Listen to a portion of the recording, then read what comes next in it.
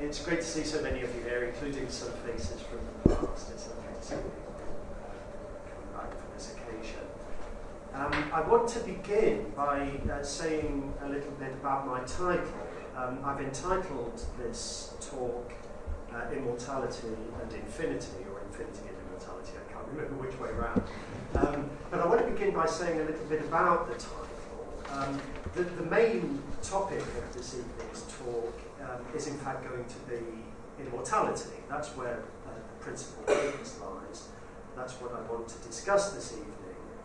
But I want to begin by saying just a little bit about why I have included the word infinity in the title as well, why both these words appear there. And it's for two reasons.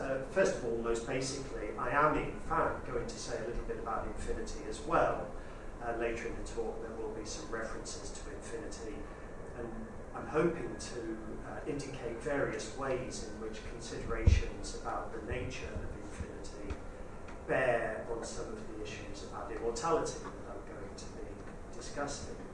But there is another reason for wanting to include infinity in the title, which was the hope that it would give you some sort of indication of what I meant in this context by immortality.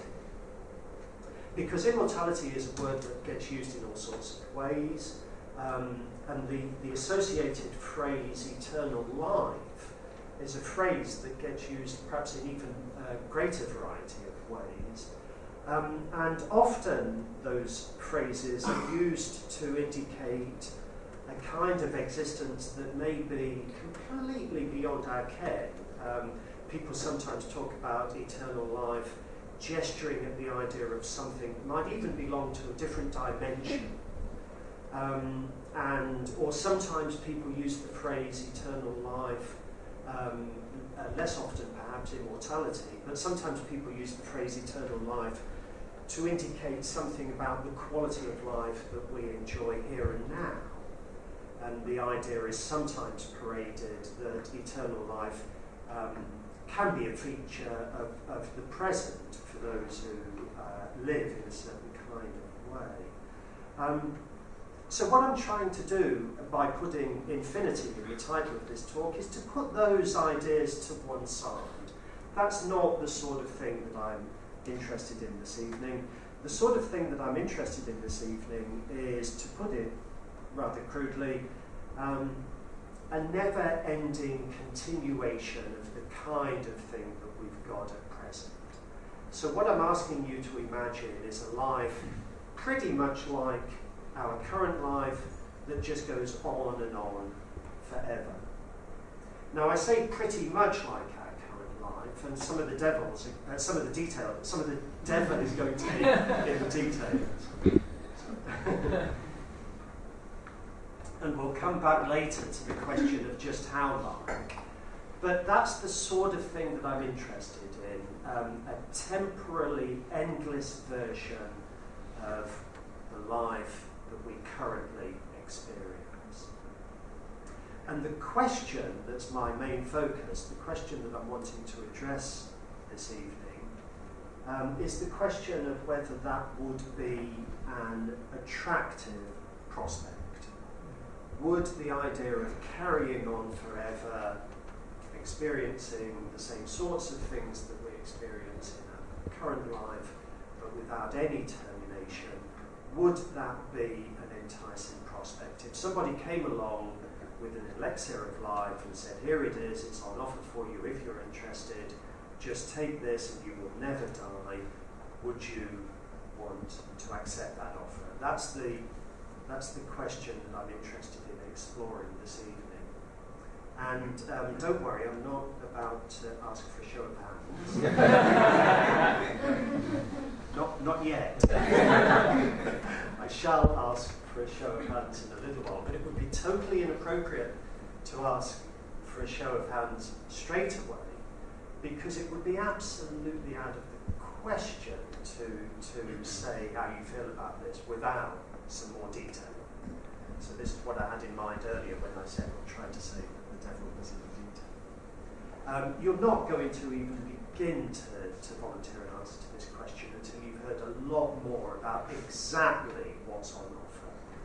mean, it's all very well me saying, something roughly like our current life that continues indefinitely, but how like? Roughly like covers a multitude of sins. How like?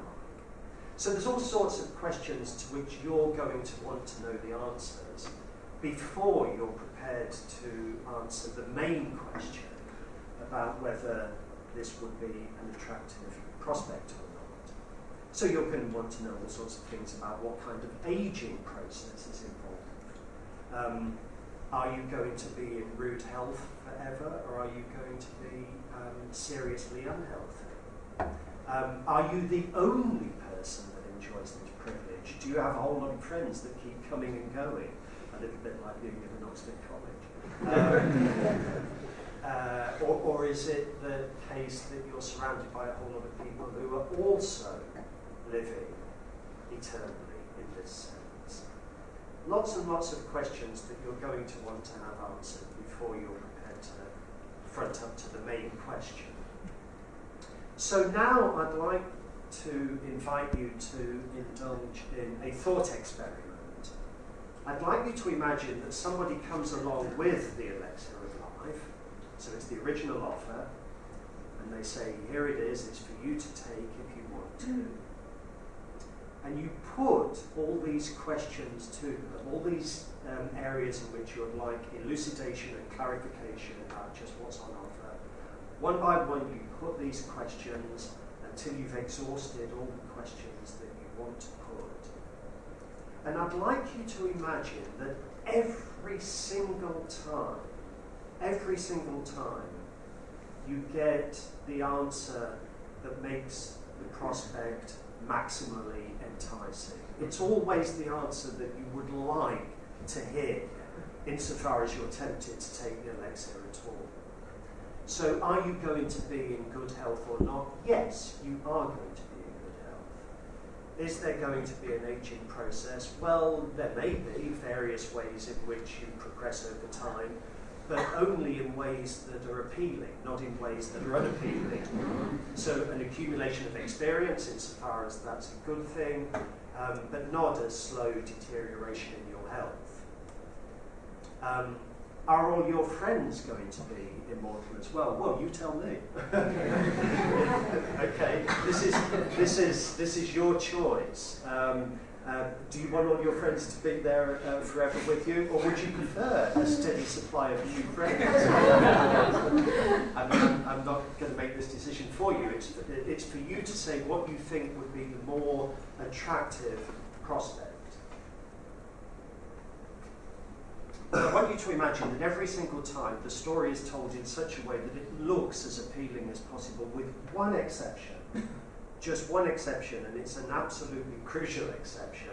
The one answer that you didn't want to hear is to the question, is this reversible? Once I've made the decision, am I irreversibly committed? And they tell you, yes, you are.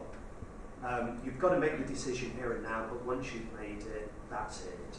And if you elect for immortality, then I'm afraid the one thing that isn't thereafter available to you is suicide. You will then live perpetually in this state which we've all agreed is as attractive as it can be, but there's no backing out. And so that was the answer that you didn't want to hear. I mean, if you've got a different answer to that question, then suddenly it looks like an incredibly attractive prospect.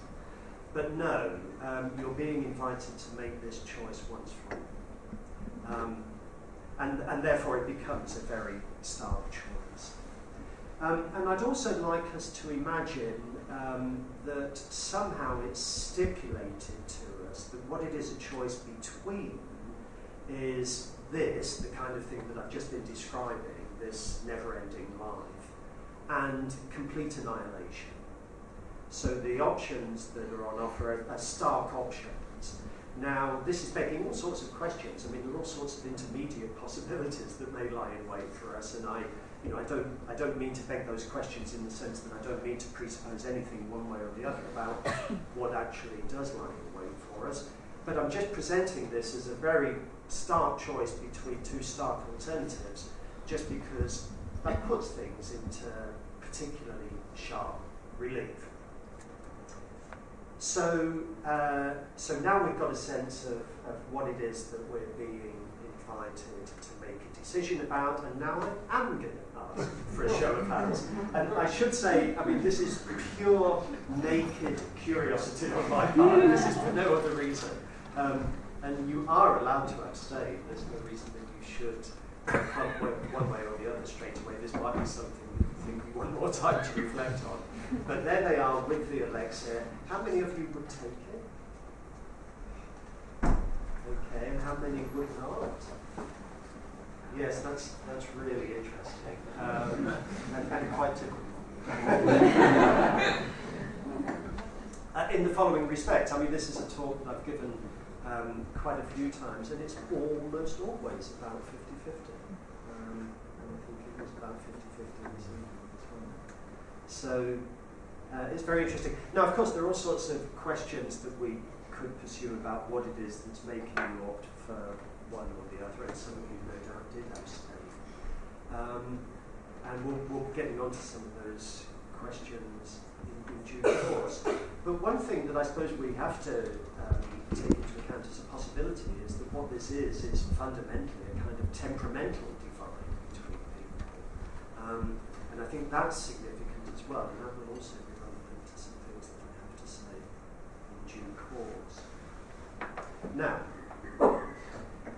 this question, as you might imagine, is a question that has exercised philosophers a great deal. All sorts of people have written all sorts of interesting philosophical things about this particular issue. But it's not only philosophers that have been inspired by this question. It's a question that's had an impact in the arts as well. There's music, there's literature, there are plays that have been inspired by this question. And I'd like to say a little bit, before I get on to the philosophers who have written about this, I'd like to say a little bit about some of the other people that have been inspired by this question. And in particular, I want to say a little bit about an opera by the Czech composer Janacek. I don't know how many of you may or may not be familiar with this opera, but it's very, very intimately related to the question that we've been discussing. And it's an opera which is itself actually based on a play by a Czech playwright called Čapek. And both the play and the opera have the title The Micropolis Caves. And it's about a woman named Alina Micropolis who has been given an elixir of life. And when the action takes place, she's about 350 years old. And she's in pretty good health. She's in fairly robust health. In fact, I mean, this is an inappropriate way to put it, but I'll put it this way anyway. She's been in her early 40s for about 300 years. That was the level at which, as it were, it kicked in.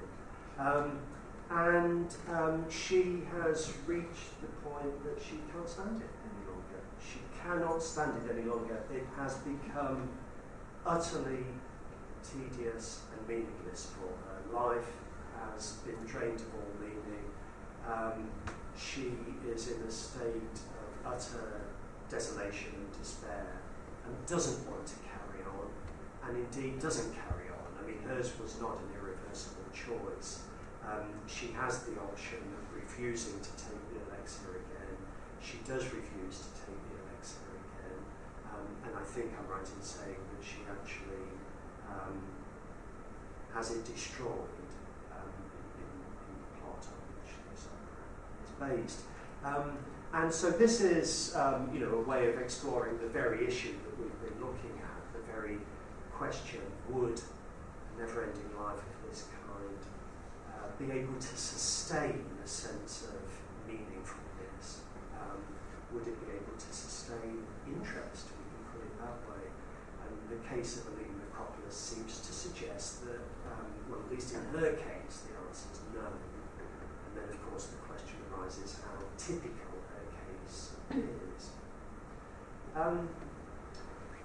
Something else that I'll mention, and a lot of other examples that I could give, but another example that I'll give, which again some of you may be familiar with, the novel by Julian Barnes called A History of the World in 10.5 Chapters.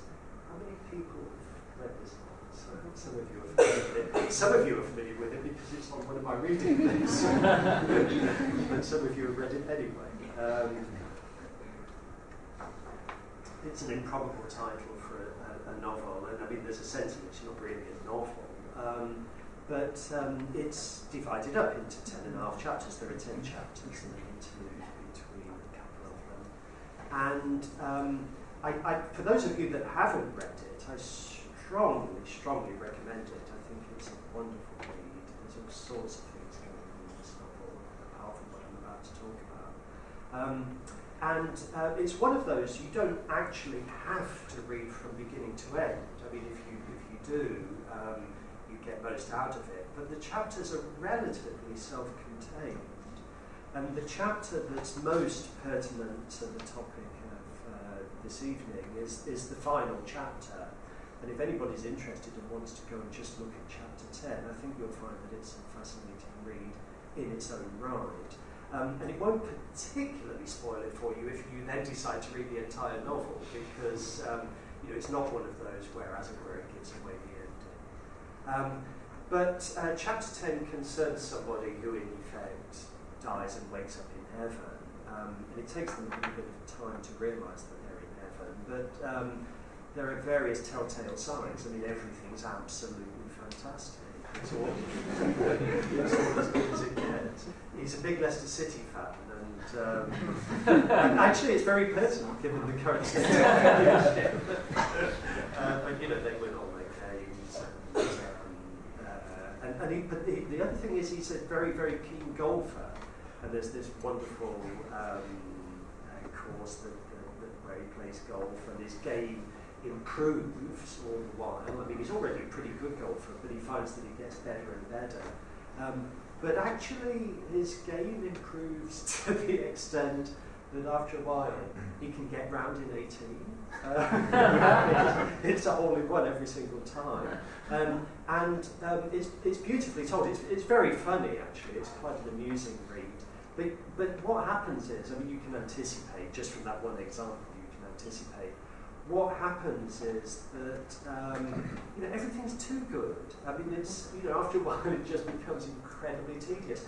Golf has lost all its appeal for him now. I mean, knowing that he can effortlessly get round in 18 means that this is no longer the game that he used to enjoy playing.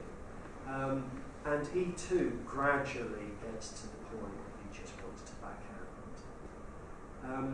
So, as I said earlier, there's a lot beyond philosophy that has been inspired by this question, but philosophers have written about it as well. And there's one famous article in particular, which I think is a wonderful article by one of my own favourite philosophers, the 20th century British philosopher Bernard Williams, wrote an article on these issues, to which he gave the title the Macropolis case. He began by discussing the Janacek opera that we were talking about a bit earlier. And he called his article the Macropolis case because that provided him with a sort of framework within which to couch his discussion. The title's indicative, but in many ways, the subtitle is even more indicative. So the full title is The Macropolis Case, Reflections on the Tedium of Immortality. And so the subtitle is a rather graphic indication of the line that Bernard Williams takes. And very, very roughly, what he does in this article is to argue that Alina Macropolis' case doesn't just tell us something about her, that actually, in fact, she's absolutely typical, and that eventually anybody who was in these circumstances would find that their life eventually became tedious to the point of unendurability. I mean, emphasise the rather bleak conclusion that Williams draws in this article. And there's absolutely no way that I can do justice to the article this evening. I mean, even if I was going to devote the entire hour to a summary of Williams's argument, I wouldn't be able to do justice to it. He's a wonderful, subtle writer, and there's all sorts of things going on in the article, and all sorts of interesting little tangents that he goes off onto. But I can give you a very, very, very crude summary of the main argument, and this really is crude. I mean, this doesn't begin to do justice to it. But roughly speaking, the idea is this, that there are two, I mean, the question arises, could such a life be endurable? So could such a life maintain its interest? And the argument is, well, look, there are two sets of conditions that would need to be satisfied for this life to maintain its appeal. On the one hand, we've got to be clear that it's you that we're talking about. Too much change in your circumstances and too much change in you yourself would threaten the idea that we had a genuine case of personal identity. So there are various conditions of constancy that have to be satisfied for it to be your life, says Williams. On the other hand, there are various conditions of variety that would need to be satisfied for it to be a life that was worth living, that could sustain its interest. And basically, the argument, in a nutshell, is that these conditions militate against each other. The kind of constancy that would be required for us to be confident that we were still talking about the same person militate against the conditions of variety that would be necessary for us to be confident that this was a life that was genuinely worth living. And so basically what Williams is arguing in this article is you cannot have your cake and eat it. And so that's the gist of the argument. I mean, that's a gross oversimplification, but that's the way it goes. Now, there are other philosophers that have reacted against this, and in particular the American philosopher Thomas Nagel, who is still alive. Bernard Williams died just over 10 years ago. Thomas Nagel's still alive. Thomas Nagel wrote an article in response to Williams's and has written stuff about it in various books of his as well, and takes the opposite view and argues that a never-ending life could sustain its interest and is an appealing and enticing prospect.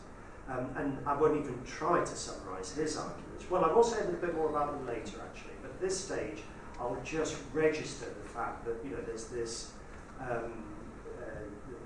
disagreement in the philosophical community on this issue between Williams on the one hand and Nagel on the other, and various other people that support Williams and various other people that support Nagel. But one of the reasons that I specifically mention Nagel is that he is very self-conscious about something that I mentioned in passing a little bit earlier, which is that despite all the philosophical arguments, despite the intricacies of the philosophical arguments, that maybe fundamentally what this is just a clash of temperament. And at one point, when he's writing about these issues, Nagel expresses that concern. And he's got a wonderful little footnote, which, and I think I'm going to be able to quote this verbatim. He says in this footnote, "Can it possibly be that Bernard Williams is more easily bored than I am?" and part of the reason why that's such a delicious footnote is that anybody that knew Williams like I did, and anybody that knows Thomas Nagel like I do, will realise straight away that the answer to that question is yes. I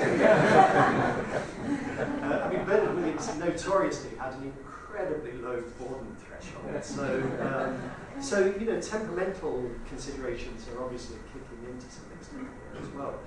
Nevertheless, they're backing up their conclusions with rich philosophical arguments. Now, as it happens, broadly sympathetic to Bernard Williams's line of argument, broadly sympathetic. But I now want to suggest various ways in which, even so, Williams's argument can be resisted. I mean, as I say, if I was forced to, I think that's that's the mast to which I would want to nail my own colours. But nevertheless, there are some ways in which the argument can be resisted, and I want to dwell for a little while on them. And what I think will very quickly become apparent is that these ways of resisting Williams's argument really fundamentally are ways of resisting the letter of the argument rather than the spirit of the argument. I think this is a case where we have to distinguish between the spirit of what Williams is arguing and the letter of it. And I think it will be clear that what I'm about to present to you are ways of challenging the letter of the argument. They don't really get to the heart of the matter, and it's pretty clear, I think, that what they're doing is deflecting the arguments in a way that show that we're not really looking at the same issue that Williams himself was looking at. And it's at this point that some considerations about infinity will kick in. So at last I'm going to make use of this whiteboard, very, very low tech. They asked me beforehand, will I be using PowerPoint? And I thought, you've got to be joking. Well, actually, the first question was, what's PowerPoint?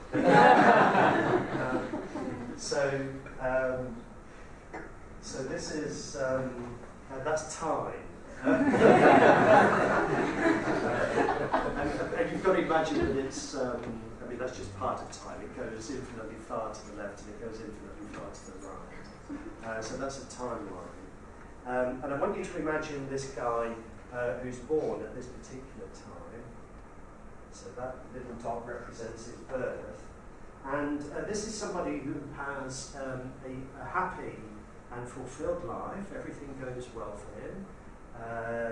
He has a nice education, he gets a good job, he's married with a family, and it's all going swimmingly. And he eventually hits his 40th birthday. So I'm going to put a little 0 there, and a little 40 there. So that's when he was no years old, and that's when he's 40 years old. And because he's had such a wonderful life, he wants to celebrate it. So he throws a party on his 40th birthday, and he invites all his friends and family round, and they're having a wonderful time. It's a great party.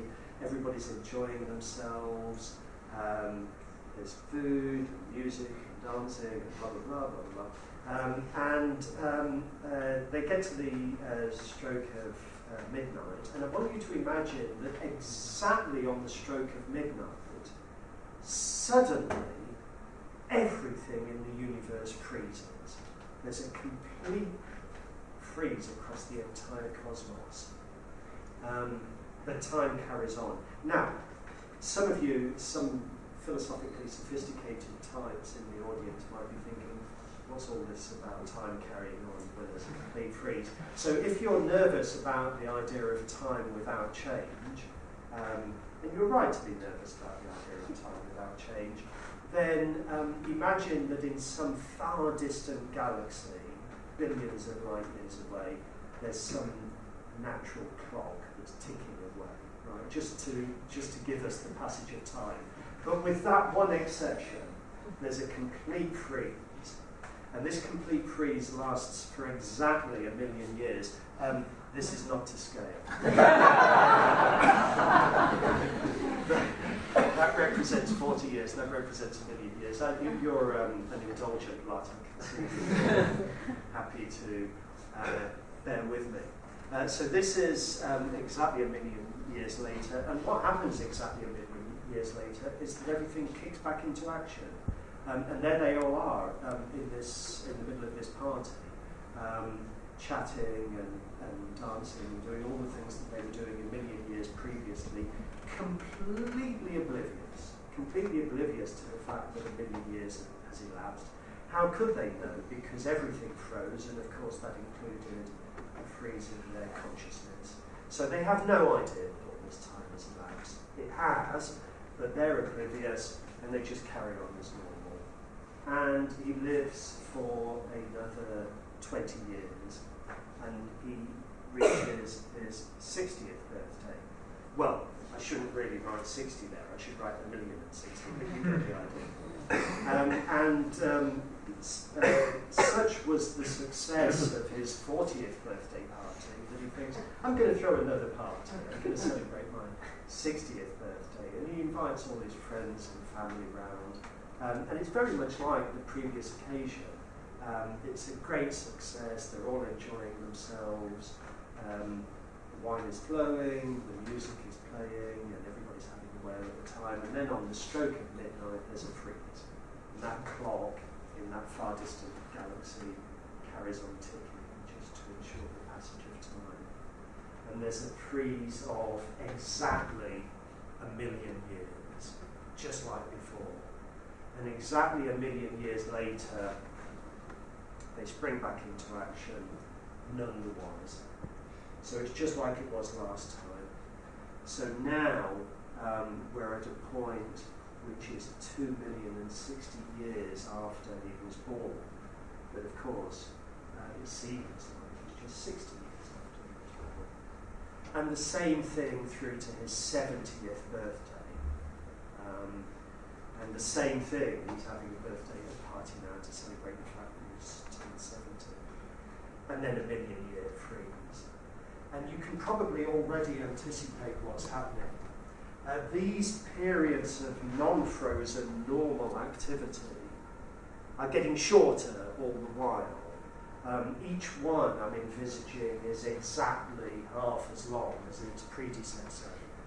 So first of all, he lived for 40 years, had 40 years of normal existence, then there was a 1 million year freeze, and then there was a 20-year period that took him from 40 to 60, followed by a 1 million year freeze, and then a 10-year period from 60 to 70, followed by a 1 million year freeze, and then there will be 5 years, and then there will be 2.5 years, and then there will be 1.25 years.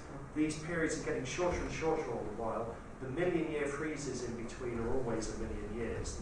That's not changing. It's always a period of 1 million years of complete inactivity. This is a mathematical fact about the infinite. This is a man who will never die. He is immortal. It will seem as if he only lives to be 80. His life, as it were, from the inside, will seem like the life of somebody who lives to the age of 80. But in fact, because of the way that we're telling the story, and because we're including these 1 million year stretches, if you do the mathematics, you can work it out, you'll see that however far into the future you look, there will be periods of life left for this man. I mean, eventually there'll be very, very, very short periods. We're talking nanoseconds or billions of nanoseconds. I mean, it's a trick. But nevertheless, strictly speaking, we're talking about somebody who will never die. We're talking about somebody who's immortal. And so somebody could obviously turn around to Bernard Williams and say, well, here's an example of how a never-ending life could be endurable. And then they tell this mathematical story. And I think you can probably see now what I meant when I said earlier that this is a way of challenging the letter of the argument, not the spirit of the argument. Of course, Bernard Williams is going to turn around at this point and say, well, yes, but, obviously, this is not the kind of thing I had in mind. But strictly speaking, we have challenged the argument as it was originally presented. And it's just one of many ways of doing that. I mean, there are other variations on the same theme, although as far as the variations are concerned, I think it would also be true to say that they get at the letter of the argument, not at the spirit of the argument. So another scenario that we could imagine is somebody who lives to be 80 years old, and then on their 80th birthday goes through some sort of loop, and then relives a certain portion of their life, maybe the entire life, over and over again, a kind of endlessly recurring repetition of what happened first time round. But because it's a repetition, there are no memories, and so each time it feels completely fresh. And again, you might say, well, that's an example of a life that would be never-ending, but would be sustainable and endurable. And again, Williams is going to say, yes, but obviously, you're cheating. I mean, that's not what I had in mind. Just one more example while I'm thinking in these terms. The other case that you might envisage is what you might call the goldfish case, where somebody lives indefinitely, but their memory only stretches back for a certain finite period. Goldfish are reputed to have a memory that only lasts for 2 seconds or something. It's one of those myths, I think, that people always trot out as a statistic. But imagine there's a slightly more sophisticated version of that, somebody whose memory only stretches back 40 years or something like that. And they go through the same activities again and again and again, but it doesn't bore them because they don't remember doing it 1 billion times already. So I'm just mentioning these as ways in which we could challenge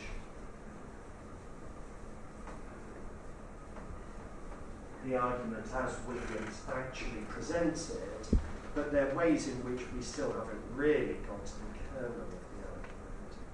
Now, I'm almost through, but there are a couple of points that I do want to make finally before inviting questions. And one of these points will bring us back to Thomas Nagel's argument. You may remember earlier when I mentioned Thomas Nagel as somebody that argues against Williams. I didn't dwell on his argument at that point, and I said I would come back to it later, and I want to do that. But there's 2 questions that I want to distinguish.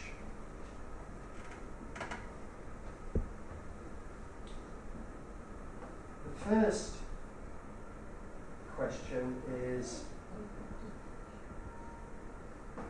death a bad thing? And the second question is, would immortality be preferable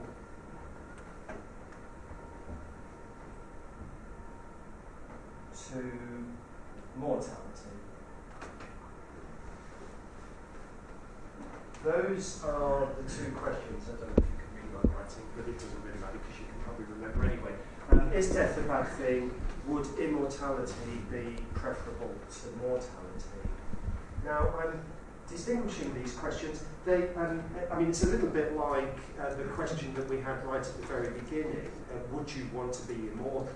And I emphasised right at the very beginning that you wouldn't even dream of answering that until you'd had clarification of various kinds. And similarly, with these 2 questions, it would be pointless to even begin to address them until you had clarified exactly what it was that you meant. All sorts of questions that arise. What do we mean by bad? In what sense of preferable? But bear with me, and let's just, for the time being, accept these questions in their crude form, acknowledging that a proper answer to either of these questions would involve all sorts of refinement. But I'm distinguishing them because I think it's very important to appreciate that what we have been talking about this evening and what Williams is talking about in his article, The Necropolis Case, is the second of these 2 questions, whether immortality would be preferable to mortality. It's that question that Williams is concerned with, and it's to that question that he gives the resounding answer: no, immortality would not be preferable to mortality. Now, the thing is, it's very, very easy to think that these 2 questions a sort of equivalent. I mean, you can easily think, subject to all the points that I made earlier about how they need to be refined and clarified and so on and so forth, it's very easy to think that once you've done all of that, you're surely going to want to say the same sort of thing in response to this question as you want to say in response to that question, vice versa. I mean, if death's a bad thing, well, isn't that tantamount to saying that immortality would be preferable to mortality? Or if immortality would be preferable to mortality, isn't that tantamount to saying that death is a bad thing? Very easy to run those two questions together. And Williams, in his article, is very careful to emphasise that he's not running those two questions together. He's giving the answer no to this second question. He's perfectly happy to admit that the answer to the first question may be yes. There are all sorts of ways, Williams says, in which we have to acknowledge that death is a bad thing. And part of what's involved in acknowledging that death is a bad thing is introducing those various refinements that I said need to be introduced. But in particular, of course, there can be all sorts of reasons why it's bad that somebody dies when they do. But even if it's a death that comes at what you might call a good time, there's still going to be a sense in which it deprives both that person and other people of meaning of various kinds. And Williams is keen to recognise a subtle but important logical difference between these two questions. And I personally think that not only that it's easy to ignore these distinctions, I personally think that Thomas Nagel, I'm now at last going to come back to Thomas Nagel, I personally think that Thomas Nagel is somebody who is guilty of missing this distinction. Because let me now do what I didn't do earlier, the thing that I shelved. Let me now tell you a little bit about the kind of argument that you find in Nagel, or at least one of the arguments that you find in Nagel. He has a lot to say about this issue. But at one point in his discussion of these questions, he argues as follows. He says, look, suppose you gave me, on a weekly basis, you gave me the choice between dying straight away or living for another week, he says. That's the choice. I can go now, or I can go, or I can keep going for another week, and then in a week's time I'll have the same choice. Nagel says, look, supposing that all else is equal, well, we do have to suppose that all else is equal. I mean, let's suppose that nothing else hangs on this. You're not going to benefit the whole of the rest of mankind, by sacrificing yourself or anything like that. You're in good health, etc., etc. Nagel says, look, given that weekly choice, I would always choose to live for another week, he says. Because death is a bad thing. I mean, he keeps banging away at the horror of death, the abhorrence that he has in the face of the prospect of death. So he says, if you gave me this weekly choice, I would always choose to live for another week. And he says, therefore, I conclude that I would choose to live forever, that immortality for me is preferable to mortality. And I think what he's doing, in effect, is he's missing this distinction. And it's an important distinction. And what it comes to is this, and actually I think this tells us something quite fundamental about the human condition, if I can put it in that pretentious way. But what it comes to is this. You may never want to die without wanting never to die. Okay, that's the subtle distinction that I think Williams is asking us to recognise. You may never want to die. You might never want to say, okay, I'm prepared to let these be my last 5 minutes, without happily embracing the prospect of immortality. There's no reason whatsoever why both prospects shouldn't be unappealing to you. You may recognise that death is a bad thing, and whenever it comes, you want to say no, go away, and yet still be persuaded by Bernard Williams's argument that immortality would not be preferable to mortality. So there's this difference which is recognised in this subtle linguistic difference. The English language helps us to draw the distinction in this very subtle but very important way. The difference between never wanting to die and wanting never to die.